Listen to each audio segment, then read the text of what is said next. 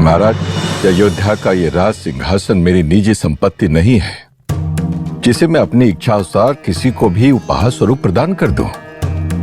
हम रघुवंशियों की राज परंपरा रही है महाराज। क्या हमारे कुल में जन्मे ज्येष्ठ पुत्र को ही राज सिंहासन का सर्वप्रथम उत्तराधिकारी माना जाता है। हाँ, यदि किसी कारणवश वो अयोग्य सिद्ध हो जाए या उसमें कोई त्रुटि हो, तभी किसी अन्य के विषय में सोचा भी जा सकता है।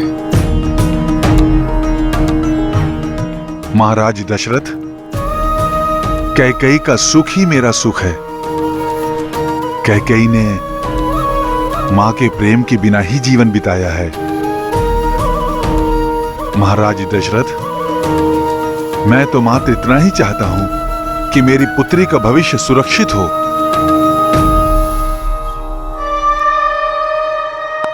क्या एक पिता का अपनी पुत्री के लिए इतना सोचना अनुचित है? महाराज, एक पिता का अपने पुत्री के बारे में सोचना अनुचित नहीं है,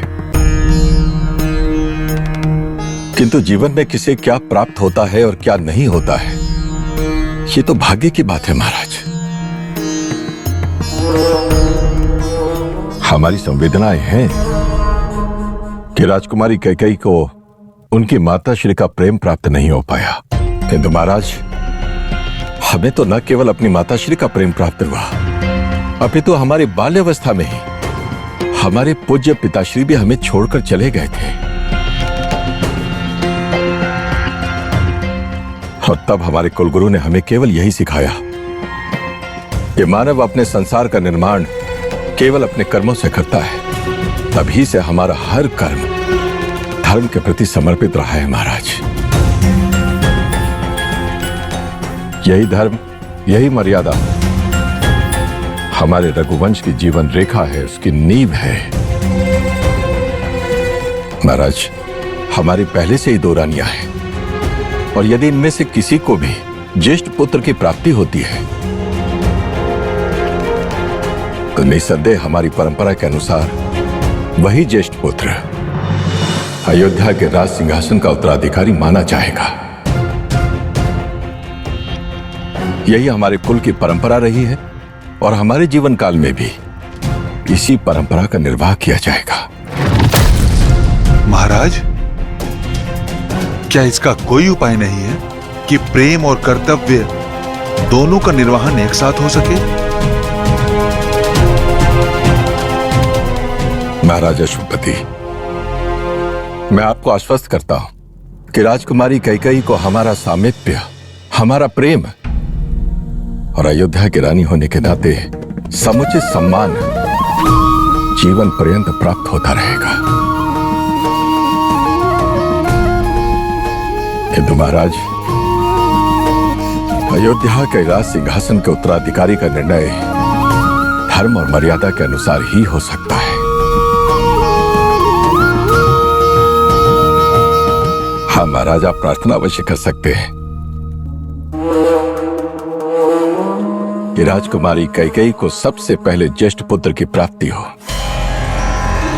और तभी उसके भावी अयोध्या नरेश बनने की कोई संभावना रहेगी। महाराज,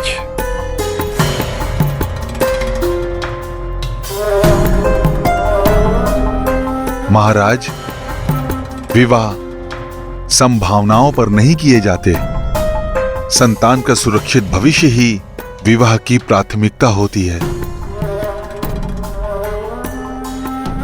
कैकेयी अन्य नारियों की भांति एक नारी ही नहीं, वो योद्धा है।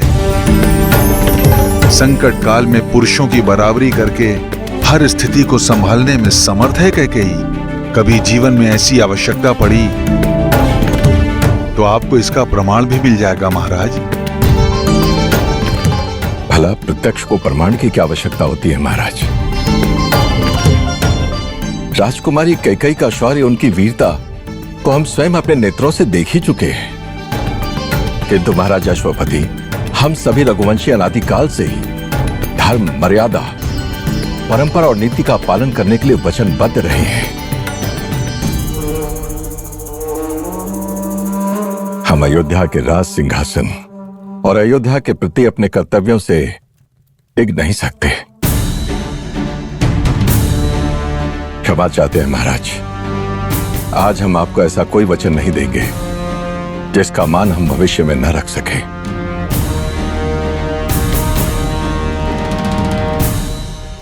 महाराज दशरथ, मुझे मेरी पुत्री का सुरक्षित भविष्य प्रिय है और आपके लिए आपका धर्म और आपका मर्यादा।